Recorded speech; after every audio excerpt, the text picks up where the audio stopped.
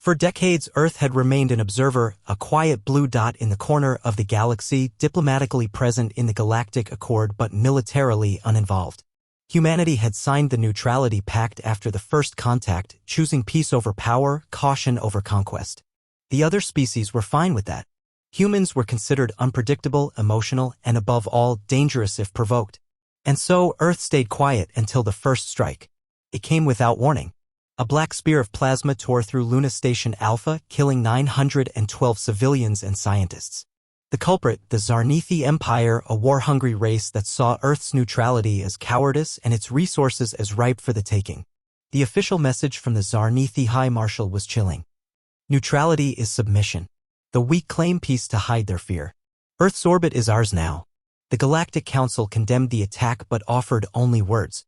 No sanctions. No fleets. No action. Earth stood alone. At first, Earth wept. Vigils were held. Flags were lowered. The world mourned its lost children in silence. Then, Earth remembered. Humanity was born on a death world. It had survived ice ages, plagues, nuclear standoffs, and extinction events. Beneath the gentle shell of diplomacy lived something ancient. Something that had clawed its way through millennia of chaos and conflict. And that thing had just been provoked. Within hours of the attack, Earth's neutrality was revoked by unanimous vote. Not a single dissenting voice in the Terran Assembly. The message sent back to the Zarnithi was simple.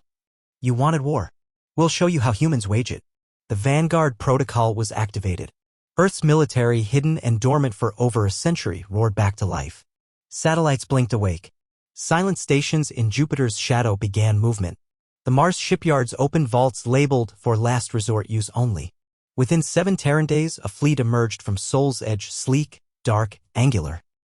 Not massive in number, but each ship was packed with centuries of combat AI, magnetic lance weaponry, and adaptive shielding developed during Earth's long, paranoid Cold Wars.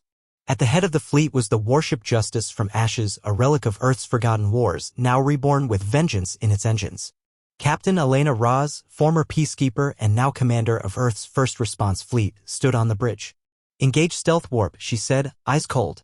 Zarnithi orbital foundries go dark first. The assault was surgical. Within minutes of arrival, human ships bypassed Zarnithi defenses using unpredictable warp trajectories no alien strategist could model. They didn't go for planetary bombardment. No. They struck military nodes, supply chains, shipyards. Each hit calculated, precise, brutal. The Zarnithi fought back, but found themselves outmatched. Their ships relied on numerical superiority and brute force. Human ships danced between them like phantoms, ripping holes in their armor with kinetic strikes moving at relativistic speed. Drones swarmed their command hubs. Cyber warfare algorithms shut down targeting systems mid-battle. Zarnithi admirals shouted into dead comms, surrounded by fire and silence. And then came the message broadcast across the galaxy, translated into every known language. Earth was neutral. You changed that. We are not conquerors. But we are survivors.